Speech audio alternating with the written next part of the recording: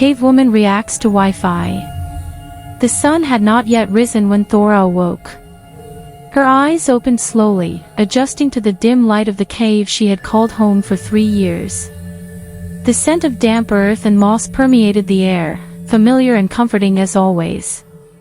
She stretched on the mattress of dry leaves and animal hide she had collected over the months, feeling every muscle awaken to another day.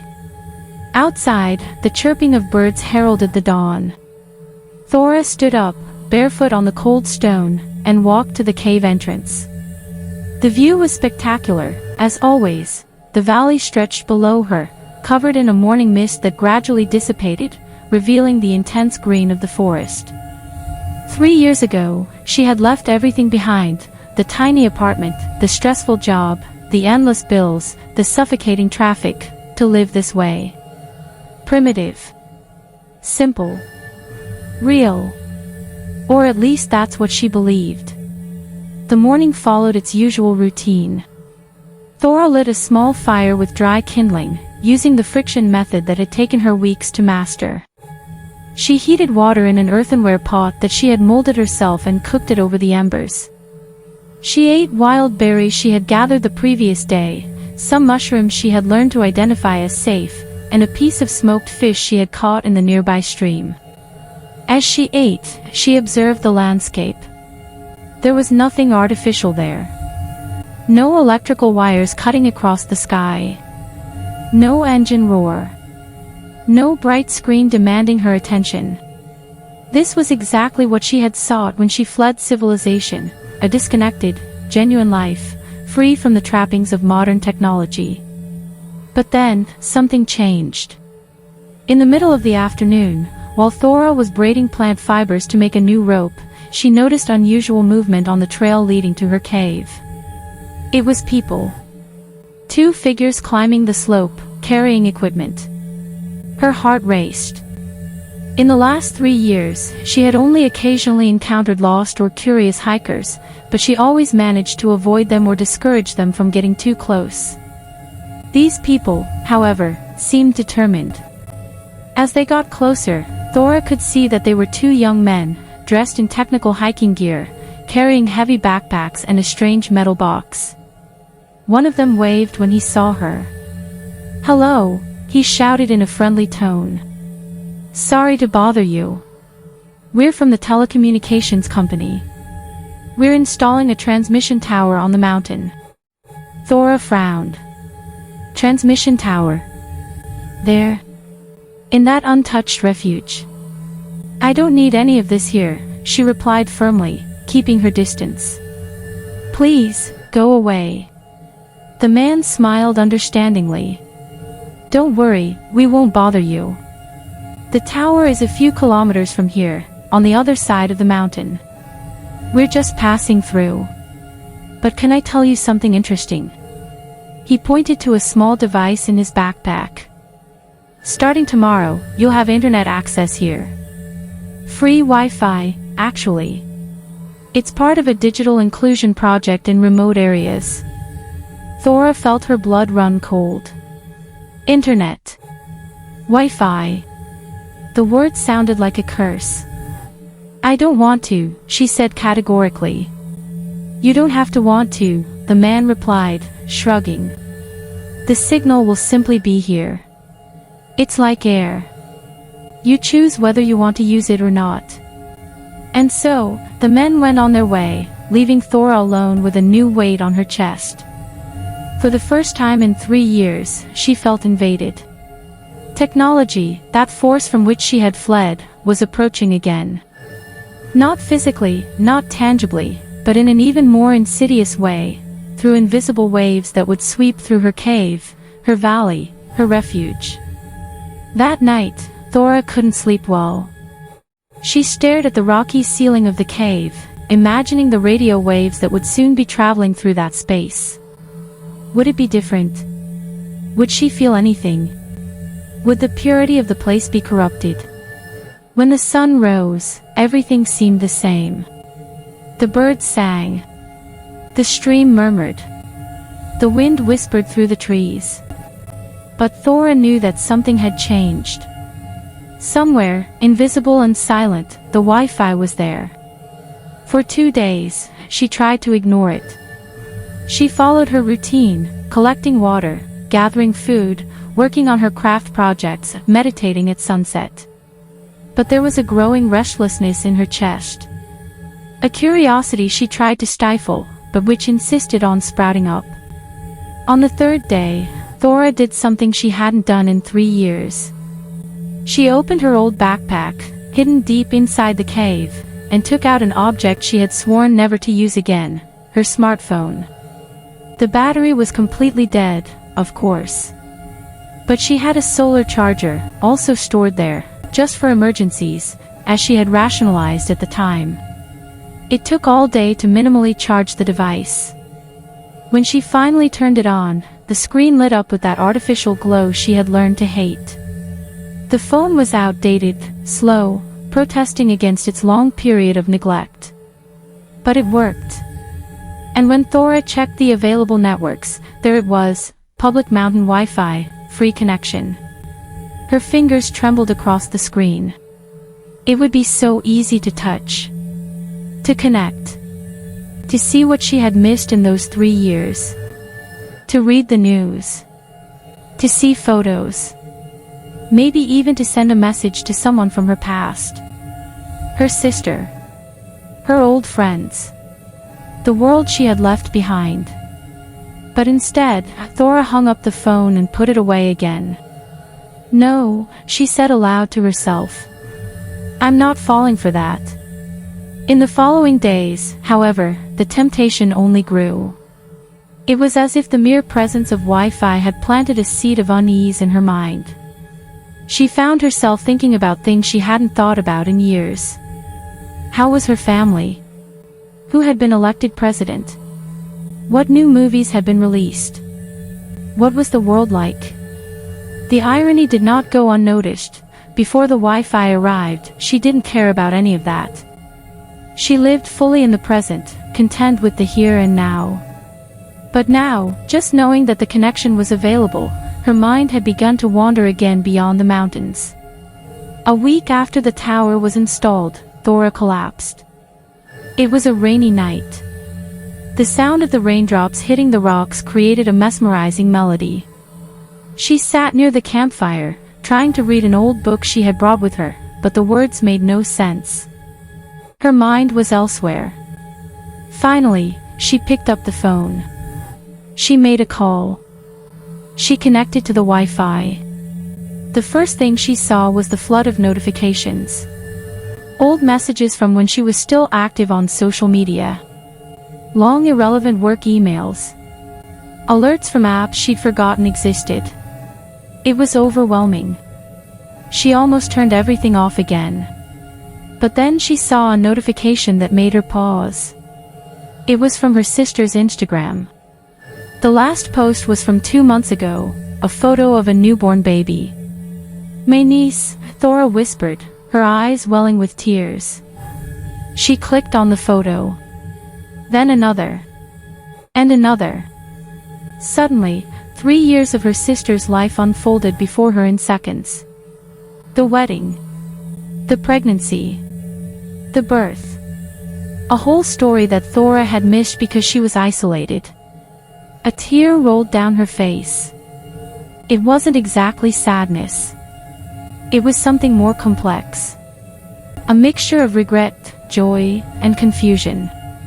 She had chosen this life. She was sure it was the right path. But there was a cost she hadn't fully considered. Thora spent the entire night online. She read the news. She watched videos. She got lost in articles on topics ranging from climate change to cake recipes. It was like drinking water after 3 years of thirst, and she couldn't stop. When dawn broke, she still had her phone in her hands, the battery almost dead again. She felt terrible. Nauseous. As if she had eaten something spoiled. Her head ached. Her eyes burned. And inside, there was an emptiness that hadn't been there before. "What have I done?" he murmured. In the following days, Thora struggled with something she hadn't expected: withdrawal. She wanted to check her phone constantly, to see if there were any new updates, to reply to messages, to explore more.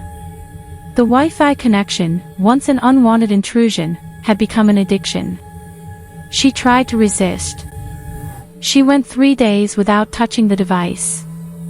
But the restlessness was unbearable. She could no longer meditate without her mind wandering to the digital world. She could no longer appreciate the sunset without thinking about how good it would look in a photo. She could no longer simply be. Wi-Fi had changed something fundamental. Not the forest. Not the cave. Not the world around it. But something within it. Then, in a moment of clarity after a particularly difficult hike to the top of the mountain, Thora made a decision. She grabbed her phone, her solar charger, and walked to a cliff she knew well. There, with the valley stretching below her in all its indifferent vastness, she dropped everything down. He watched the objects fall, bounce off the stones, shatter into pieces. He felt a tightness in his chest, followed by a wave of relief so intense that he needed to sit up. "It's over," she said. "It's finished." But it wasn't. Because the Wi-Fi was still there. Invisible. Silent. Waiting. And Thora now knew of its existence. She knew that, if she wanted, she could go down the mountain, buy another phone in the nearest town, and come back to reconnect. The temptation hadn't been destroyed with the device. It was still inside her. In the following weeks, Thora faced the most difficult battle of her life in the cave, the battle with herself. Not against the cold, hunger, or loneliness, but against the silent addiction that technology had planted in her mind years ago and that a simple Wi-Fi signal had reactivated. She developed strategies. When she felt the urge to reconnect, she would go swimming in the icy stream. When her mind began to wander to the digital world, she forced herself to count the stones around the cave, an exercise in mindfulness. When loneliness became overwhelming, she would talk to the crows that visited her campfire, as if they were old friends. Slowly, very slowly, the restlessness began to subside. 2 months after the arrival of Wi-Fi, Thora was at peace again. It wasn't the same peace as before. She had lost a certain innocence, a certain naivete about her own willpower. But it was a deeper peace, won through conscious struggle. She had learned something important. It wasn't possible to escape technology simply by moving away geographically. Because technology wasn't just physical. It was mental. It was a way of thinking, of processing the world, of relating to attention and time. And this transformation had already happened within her, years ago, even before she moved to the cave. Wi-Fi hadn't brought technology to her refuge. It had merely exposed a truth she had been avoiding. Technology was already within her, intertwined in her thought patterns, her expectations, her very way of being. One afternoon, while working on a new project, a stone wall to better protect the cave entrance, Thora heard voices on the trail again. She braced herself for more technicians, but instead saw a young woman, perhaps in her early 20s, climbing up alone. The young woman stopped when she saw Thora, looking surprised and a little scared. "Hi," she said hesitantly. "Sorry. I didn't know anyone lived here." Thora studied the visitor. She carried a large backpack, wore worn but practical clothes, and had a look that Thora recognized, the look of someone running away from something. "Are you okay?" Thora asked. The young woman hesitated, then broke down. "I can't take it anymore. My life, it's just work and screens and pressure and anxiety. I just wanted to disappear. I found this place on the GPS and thought, maybe I could stay here for a while. Disconnect. You know." Thora felt a wave of déjà vu. This was exactly how she had felt 3 years ago.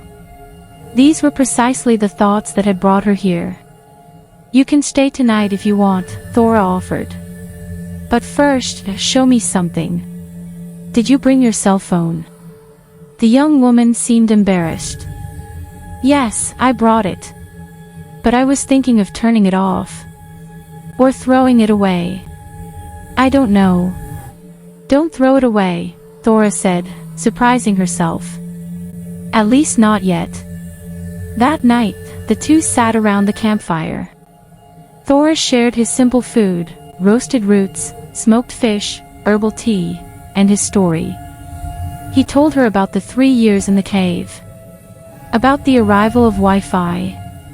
About his relapse and his recovery. About everything he had learned. I used to think the problem was technology, Thora said, gazing at the dancing fire.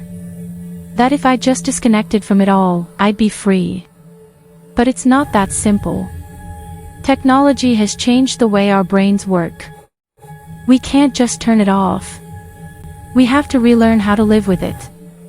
So you think I shouldn't stay here? The young woman asked, disappointed. That's not it, Thora replied.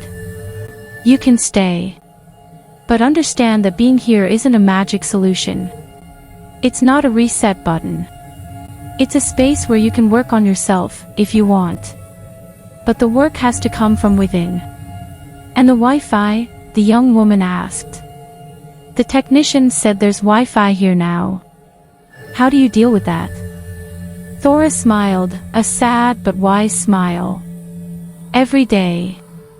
One day at a time. Some days are easier than others.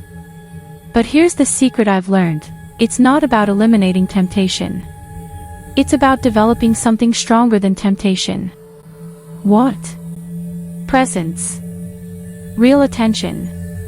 Genuine connection, not with social media, but with this moment, this place, with myself. It's harder than it seems. Much harder. But it's the only thing that truly works. The young woman slept in the cave that night, wrapped in extra furs that Thora had offered. In the morning, she was determined. I'll stay for a week, she said. Just to try it out. But I'll keep my phone turned off. Good luck, Thora said. And she meant it sincerely. Over the next week, Thora watched the young woman go through the same challenges she had faced. The restlessness. The anxiety. The desperate urge to check her phone. On the third day, the young woman almost gave up. It's very difficult, she said, frustrated. My mind won't stop. I can't just relax. I know, Thora replied. But it's not about relaxing. It's about observing. Observe this restlessness. Where does it come from? What does it want? Don't try to make it go away. Just look at it. It was advice she herself had learned the hard way, through many sleepless nights and days of mental torture. But it was true. At the end of the week, the young woman left. She thanked Thora, left some provisions as a gift, and descended the mountain. Thora didn't know if she would return to her old life or find a new path. But at least now she had tools she didn't have before. And Thora. She remained in her cave. But something had changed. She was no longer the cave woman fleeing from technology. She was someone who had confronted technology, wrestled with it, and arrived at a precarious but functional understanding. The Wi-Fi was still there. Invisible. Silent. Available. But Thora had built something stronger than any internet signal, a daily practice of presence. A discipline of attention. An ability to choose, moment by moment, where to place her focus. Some days were easier. She would wake up, do her chores, and not even think about the digital world. On those days, the cave would once again become the perfect refuge she had imagined. Other days were brutal. The temptation was almost unbearable. On those days, she walked. 4 hours. Until her legs ached so much she couldn't think of anything else. And there were in-between days, when she felt the presence of the Wi-Fi like a persistent itch, but she managed to live with it, accept it as part of her reality without surrendering to it. 6 months after the arrival of Wi-Fi, Thora was gathering firewood when she saw smoke rising from another part of the mountain. Curious and a little worried, she walked towards the smoke and found something unexpected, a small campsite. 3 people, 2 men and a woman, had pitched tents and were clearly preparing for a longer stay. When they saw her, one of the men waved. "You must be the hermit of the cave," he said, smiling. "We've heard of you in town." Thora was surprised.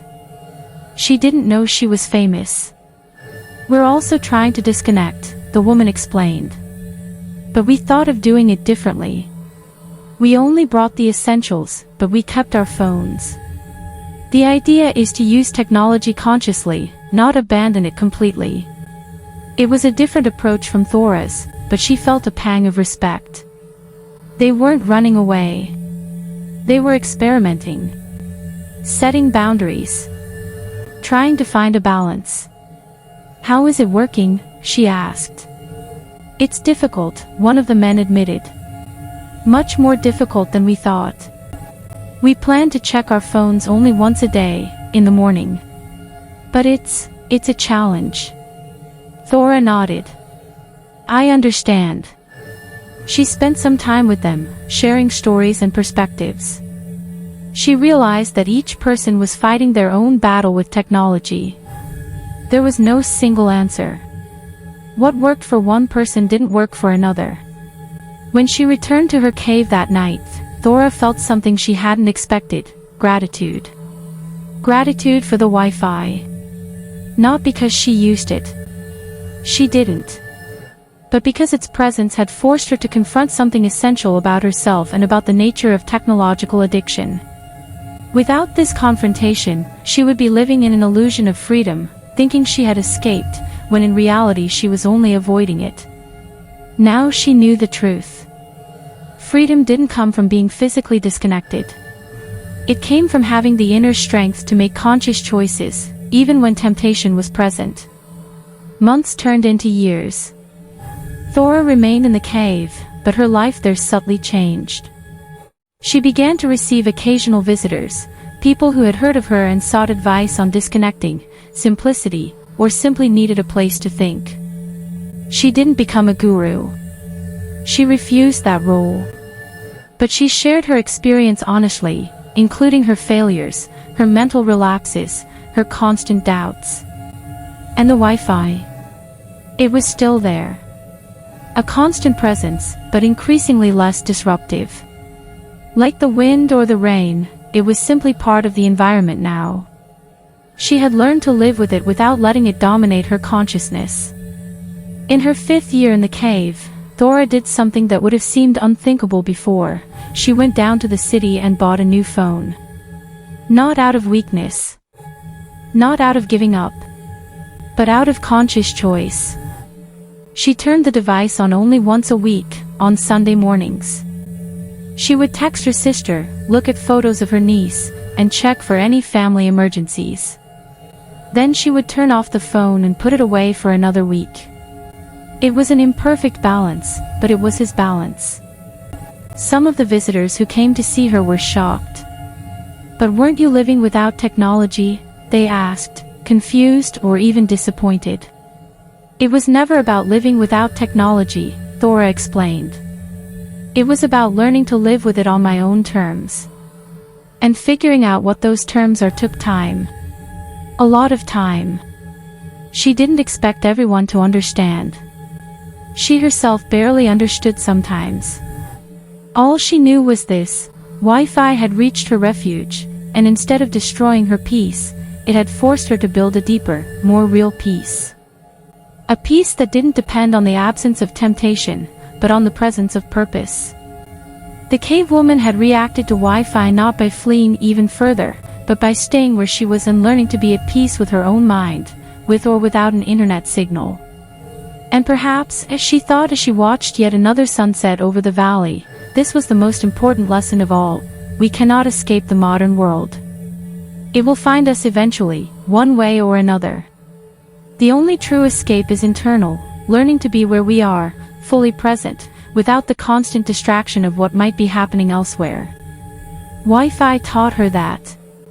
And so, in a strange and unintentional way, she was grateful.